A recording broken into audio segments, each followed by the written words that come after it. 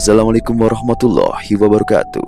Sakawilang hadir kembali menemani Anda, tentunya bersama saya Bagus. Selamat datang buat kalian yang baru bergabung. Dukung terus channel ini dengan subscribe, like, dan komen. Dan jangan lupa tekan tombol loncengnya agar kalian tak ketinggalan kisah-kisah lainnya yang akan diupload pada setiap harinya. Langsung saja kita masuk ke dalam ceritanya yang berjudul Misteri Kandang Ayam Bang Juli. Aku gelagapan seraya mendongak ke arah sorot mata bercahaya yang masih saja memperhatikanku. Aku sudah tak kepikiran untuk mencari tahu makhluk apa itu lantaran rasa takut yang kian memuncak. Tiba-tiba, makhluk hitam itu bergerak maju ke arahku dan membuatku semakin takut. Sadar dengan bahaya yang mengancam, aku pun segera berbalik badan untuk melarikan diri. Baru juga 3 langkah, mendadak aku merasakan nyeri pada telapak kaki kananku. Secara refleks, aku menjatuhkan diri ke samping sebab saat itu aku berpikir jika kakiku digigit ular. Aku tak sempat melihat lagi keadaan kaki kananku karena memang keadaannya yang gelap. Tanpa pikir panjang, aku pun merangkak dan bangkit lalu menjauh dari kebun kosong walau dengan langkah yang terpincang-pincang akibat rasa sakit yang luar biasa. Lantas, apakah makhluk hitam tadi mengejarku? Entahlah, aku sudah tidak kepikiran ke arah situ. Yang penting aku harus bisa keluar dari kebun kosong itu dulu. Sesampainya di halaman rumah, segera saja aku jatuhkan diri ke teras. Suara berdebum tadi menyebabkan kedua orang tuaku keluar rumah. Sontak terpampang raut kecemasan di wajah ibuku ketika mendapati aku tengah meringis kesakitan dengan keadaan duduk selonjoran di atas lantai. Ibu langsung menghampiriku. "Kamu kenapa, A?" tanya ibuku. "Kakiku digigit ular," ucapku sambil menunjuk ke arah kaki kanan yang semakin terasa nyut-nyutan. Sekali lagi, mereka kompak tersentak. Ibuku lalu bergegas memeriksa kaki kananku. "Apaan digigit ular? Itu coba lihat kakimu kenapa?" sahut ibu, seraya menepuk kakiku yang malah membuatku semakin merasa ngilu. Dengan memberanikan diri, aku pun melirik ke arah kaki kanan. Ternyata, rasa nyeri itu bukan disebabkan oleh gigitan ular, melainkan ada sebuah paku pada potongan reng dan paku tersebut menembus sendal jepit hingga menancap di telapak kakiku. Tubuhku lunglai dan terkulai ketika mengetahui ada sebuah paku karatan yang tegap menancap juga mengoyak telapak kakiku. "Kok bisa ketusuk paku? Memangnya kamu habis dari mana?" tanya ayah. Aku tidak menjawabnya sebab saat itu pikiranku sedang dihantui rasa cemas. Tak ada kekhawatiran lain selain takut kalau paku karatan tadi akan menginfeksi luka di kakiku. Beberapa jam yang lalu, paku sialan itu baru saja dicabut dengan hati-hati oleh ibu. Beliau juga yang membersihkan sisa-sisa kotoran yang masih tertinggal di luka tersebut. Kini kakiku dibalut oleh kain kasa yang telah dibubuhi minyak kletik. Meski nyerinya sampai ke ujung kepala, namun aku masih bersyukur karena luka tadi buru-buru ditangani oleh ibu, sehingga tidak sampai terinfeksi. Aku tak tahu harus marah kepada siapa. Apakah kepada sosok hitam penunggu sumur tua itu atau kepada Juli yang dengan seenak hatinya menyuruhku memasukkan ayam-ayamnya ke kandang? Entahlah. Malam itu, aku pun menceritakan hal tersebut kepada ayahku. Dan luar biasanya, dia malah bungkam untuk mengambil sikap. Jelas saja dia bingung karena Juli adalah adik kandungnya. Aku sudah menduga jika dia hanya bisa bereaksi keras pada orang lain, namun akan melempem terhadap saudara-saudara kandungnya sendiri. Itu sebabnya aku seringkali menyindir ayahku akibat sikap standar gandanya tadi. Selama 2 minggu, kakiku pincang saat berjalan lantaran masih terasa nyeri ketika memaksakan telapak kaki kanan ini berpijak secara normal. Alhasil, beberapa pekerjaanku seperti les privat dan mengajar paduan suara di sekolah pun harus terhenti. Aliran rupiah tersendat, namun lucunya lagi, Juli malah menganggap akulah yang ceroboh karena tidak berhati-hati saat melangkah. Tapi ya sudahlah. Toh setelah kejadian itu, aku pun enggan memasukkan ayam-ayam piaraan Juli ke dalam kandang.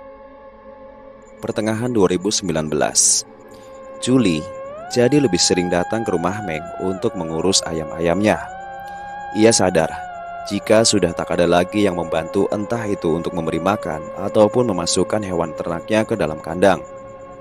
Andai saja Julie lebih tahu diri, barangkali aku atau Meng masih mau membantunya. Tak perlu bicara uang, diberi rokok setengah bungkus pun kami pasti akan menerimanya dengan senang hati. Siang itu, Julie duduk di bawah pohon alpukat sambil menikmati segelas kopi. Teduhnya suasana di tempat itu turut menghantarkan jagat pikiran Julie pada lamunan yang tak berdasar dan tak berpenghujung. Ia merasa letih jika harus bolak-balik setiap hari ke rumah Meng hanya untuk menengok ayam-ayam piaraannya. Namun, ia juga sadar jika itu adalah konsekuensi dari profesi yang saat ini tengah digelutinya. Julie termenung cukup lama, sehingga sepasang tupai yang sedang menggerogoti alpukat di depan muka pun tak teramati oleh matanya. Hampir 1 jam ia berdiam diri di situ sambil mencari cara agar ada orang yang sudi membantunya mengurus ayam-ayam itu. Apa gue sogok aja ya si Meng pakai rokok? Pikir Julie sambil menyesap kopi tubruknya yang beranjak dingin. Setelah dipikirkan secara matang, ia pun akhirnya memutuskan untuk menyuap Meng dengan sebungkus kretek daripada memberinya upah berupa uang. Biarin dah, toh rokok sebungkus kagak sampai 20.000, ucapnya sembari senyum-senyum sendiri. Julie tentu sangat paham akan mentalitas Meng yang pengangguran tapi dirongrong banyak kebutuhan. Di antaranya tuntutan menghisap rokok. Memang untuk seorang perokok berat yang tidak memiliki pekerjaan, merek tidak lagi jadi satu keharusan. Selama masih berbentuk rokok, maka akan tetap ia hajar. Tak peduli apakah itu bercukai resmi atau ilegal. Wah, tumben lu nongkrong di depan kandang, ledekku kepada Meng yang kedapatan sedang memberi makan ayam-ayam piaraan Julie. Iya nih, semalam doi beliin gue rokok sebungkus soalnya, sahut Meng santai. Dapat kulihat jelas merek kretek yang kini terselip di sela-sela bibirnya. Itu adalah merek yang sekian lama telah melegenda. Oh, timpalku seraya tersenyum simpul. Ternyata segitu saja, pikirku. Di saat tertentu, harga diri seseorang kadang bisa dibeli dengan sebungkus rokok atau sekarung sembako. Tapi aku juga tidak menyalahkan Meng sebab kondisinya yang saat ini memang belum dapat kerja. Aku segera membersihkan lantai di teras belakang rumah Meng dari daun-daun yang berserakan. Setelah itu, aku pun duduk. Dari dalam saku celana, aku mengeluarkan 3 saset kopi bergambar ular naga dan kuletakkan begitu saja di lantai keramik. Udah ngopi belum lo? Tuh, lu seduh dah, ucapku. Ngudut doang, ngopi kagak. Apa enaknya? Imbuhku lagi. Senyuman lebar akhirnya teruntai dari wajah Meng yang kaku bagai pelepah sagu. 3 saset. Artinya ia masih bisa menikmati minuman hitam pekat itu setidaknya sampai besok pagi. Selebihnya, ia akan kembali ke rumahku untuk melakukan razia gula dan kopi. Wih, mantap. Yaudah, gue masak air dulu ke dalam ya. Mau sekalian gue bikinin juga nggak? Tanya Meng sambil meraup 3 saset kopi campur gula itu. Kagak, asam lambung gue lagi kambuh, buat lu aja, balasku. Meng mengangguk. Tak lama kemudian, lelaki itu pun segera masuk ke dalam rumahnya untuk menyeduh kopi. Sambil menunggu Meng selesai membuat kopi, aku pun bersandar pada tembok di kamar belakang rumah Meng. Tembok itu sudah sangat kusam akibat silih berganti terpapar sinar matahari dan tersiram derai-derai air hujan. Lamunanku terkembang. Kadang kenangan masa-masa kecil mengiringiku kembali ke satu tempat yang ada di bawah sana. Ya, sebelum menjadi perumahan, dulunya tempat itu merupakan empang yang biasa menjadi wahana bermainku dan teman-teman SD. Rona jingga terpancar di langit senja. Namun cahaya itu terhalangi rimbunnya batang-batang bambu yang tumbuh subur di sepanjang bibir jurang. Di sini, bila sedang tidak ada jadwal kerja seperti sekarang ini, aku memang biasa menghabiskan waktu santai di kala senja hingga azan maghrib menggema. Aliran sungai Ciliwung yang meliuk indah di dasar lembah sayup-sayup terdengar dari atas sini. Dulu sebelum tertutup rumpun bambu seperti sekarang, aku juga masih bisa menyaksikan perkampungan yang ada di bawah sana. Bahkan puncak Salak pun masih jelas terpampang meski dari jarak yang jauh. Kadang, dari seberang sungai, dapat terlihat laju kereta yang biasa lalu lalang setiap 5 menit sekali. Suara denting gelas yang beradu dengan sendok logam terdengar dari arah dapur rumah Meng. Tak lama kemudian, lelaki itu pun muncul dari balik pintu sembari menenteng segelas kopi. Aroma kopi itu menari-nari di depan lubang hidungku, seperti sedang memprovokasi untuk mencicipi barang seteguk atau 2 teguk. Jakunku turun naik akibat menelan air liur. Aroma kopi yang baru saja diseduh memang betul-betul nikmat. Untungnya, aku segera sadar jika kenikmatan itu tidak akan sebanding dengan resikonya. Udah sih, cobain aja. Dikit doang mah, kagak ngaruh kali. Celetuk Meng. Aku dengan mantap menggeleng, dia hanya tersenyum. Ngomong-ngomong, udah sembuh tuh kaki? Tanya Meng sambil mengamati lubang bekas paku yang sekian minggu telah menghiasi telapak kakiku. Lumayan, udah bisa dibawa jalan meski masih berasa nyut-nyutan, sahutku sambil menggerak-gerakkan jemari kaki. Juragan ayam gak datang nih. Sekarang giliranku yang bertanya. Udah, bilangnya sih lagi ke Jakarta, mau ngurut temennya, tahu bener tahu kagak. Balas Meng. Aku hanya mengangguk sambil tersenyum. Buatku, alasan-alasan semacam itu sudah jadi hal yang biasa dilontarkan oleh Julie. Menurutku, kalau memang masih bimbang atau sekiranya bakal bosan di tengah jalan, ya jangan buru-buru memutuskan untuk berternak. Senja itu, aku dan Meng mengobrol dengan diselingi gurauan. Tak terasa, azan maghrib akhirnya berkumandang dari toa musola yang ada di Lebak, lalu disusul oleh surau-surau lainnya. Aku memutuskan untuk pulang sedangkan Meng mulai sibuk menangkapi ayam. Kembali, Meng harus merasakan lagi bergumul dengan hewan piaraannya Julie. Ia juga harus mempertebal kesabaran manakala ayam-ayam tadi dengan gesit berkelit dari sergapannya. Tak mudah memang, apalagi keadaan saat itu yang sudah hampir gelap. Meng tak patah arang. Jelas saja sebab ia sudah menerima sogokan berupa sebungkus kretek dari Julie. 5 menit berlalu. Adegan kejar-kejaran antara Meng dan ayam piaraan Julie pun usai.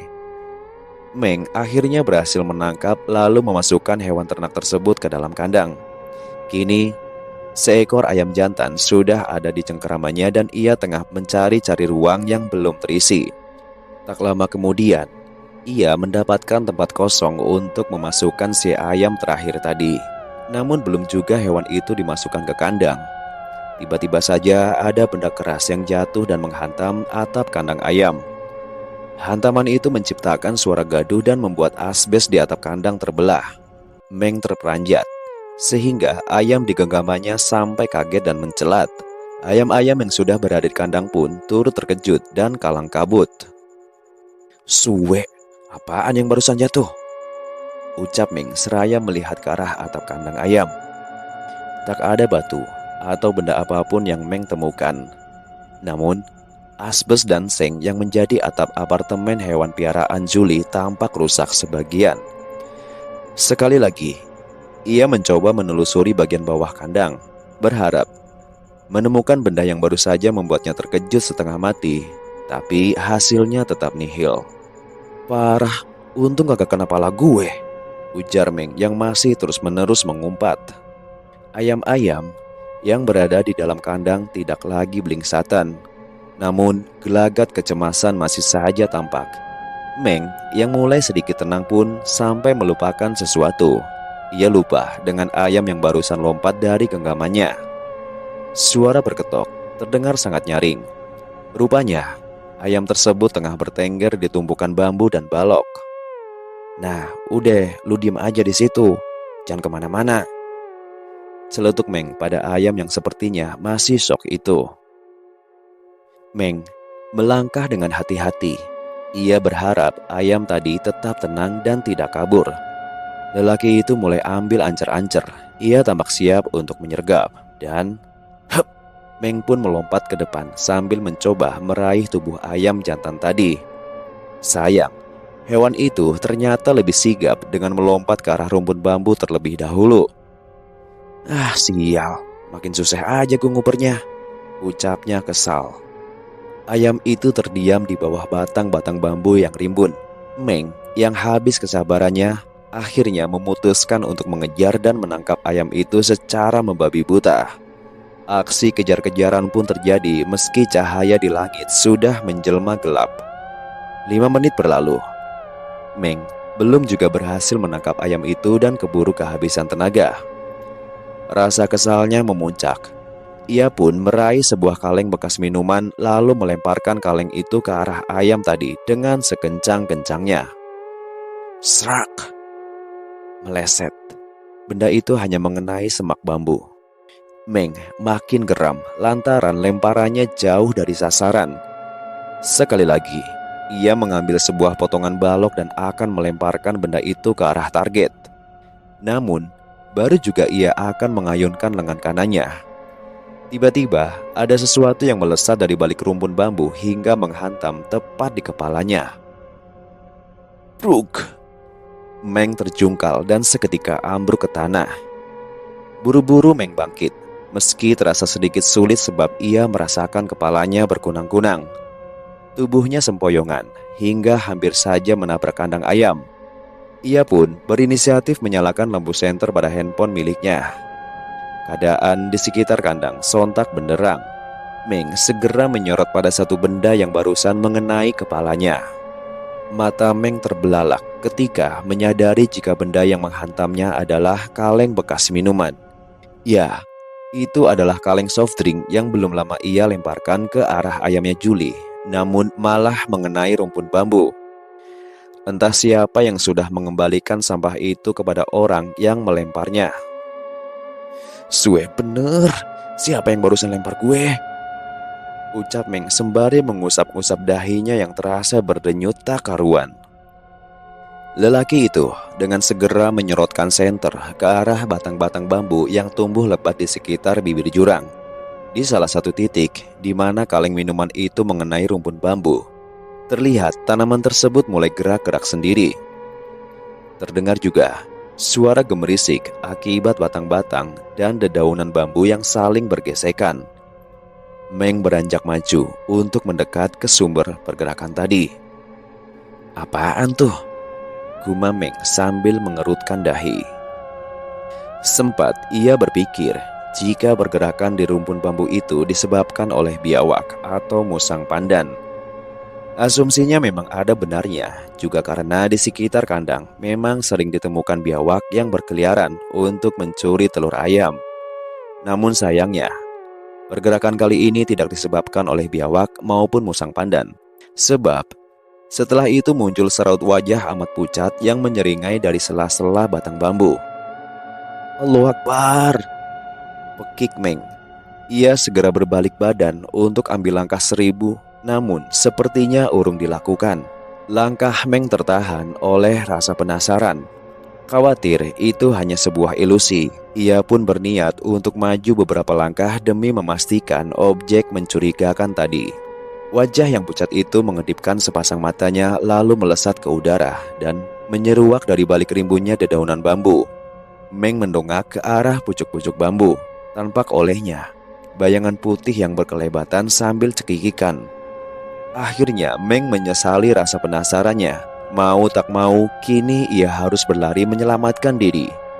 Meng berlari sekencang tenaga meskipun sosok mengerikan itu terus saja menertawainya dari arah belakang. Besok siangnya, Julie tampak bersungut-sungut di halaman belakang rumah Meng. Ia kesal lantaran ayam jantannya ditemukan sudah mati dengan keadaan tanpa kepala. Tentu saja itu ulah garangan. Julie memang tidak menyalahkan Meng, sehingga Meng juga tidak perlu repot-repot membuat karangan bebas. Julie sebenarnya mengetahui keberadaan sosok-sosok astral yang menghuni rumput bambu di situ. Namun, ia memilih untuk tidak bercerita ke siapa-siapa. Meng juga sebenarnya sudah beberapa kali memasang lampu agar halaman di belakang rumahnya terang. Namun, lampu-lampu tersebut hanya mampu menyala sehari saja. Menurut penuturan temanku, makhluk-makhluk halus di tempat itu merasa terusik oleh adanya cahaya lampu. Pada tahun 2021, dua kandang ayam milik Julie yang ada di kebun kosong telah ambruk lantaran lapuk. Ayam-ayamnya sudah banyak yang dijual, bahkan ada yang mati dimakan predator penghuni hutan bambu. Sekarang hanya menyisakan beberapa ekor saja karena Julie lebih sering menghabiskan waktu di rumah adik perempuannya Meng.